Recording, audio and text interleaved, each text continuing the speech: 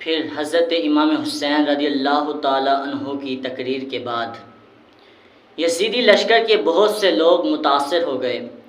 اور ان کی آنکھوں سے آنسو جاری ہو گئے، لیکن شمر وغیرہ بدبخت خبیثوں نے کوئی اثر نہ لیا،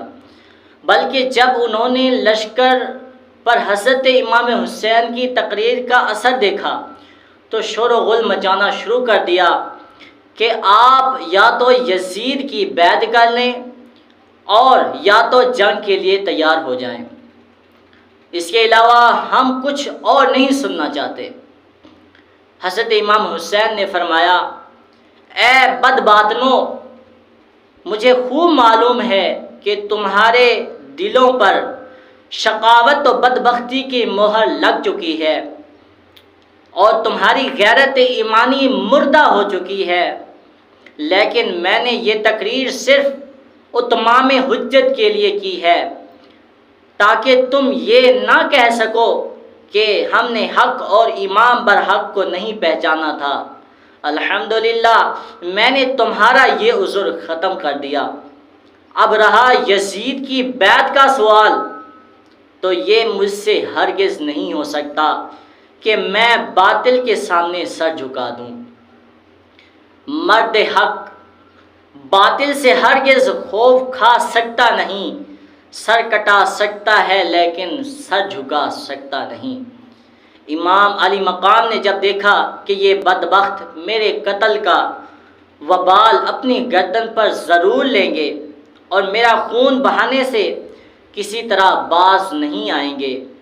تو آپ نے فرمایا، اب تم لوگ جو ارادہ رکھتے ہو پورا کرو اور جسے میرے مقابلے کے لیے بھیجنا چاہتے ہو بھیجو۔ بڑے بڑے مشہور بہادر جو شیر خدا کے شیر سے مقابلہ کے لیے محفوظ رکھے گئے تھے، ان میں سے ابن سعد نے سب سے پہلے تمیم بن قحطبہ کو حضرت امام سے جنگ کرنے کے لیے بھیجا، جو ملک شام کا نام گرامی پہلوان تھا۔ وہ غرور سے ہاتھی کی طرح جھومتا ہوا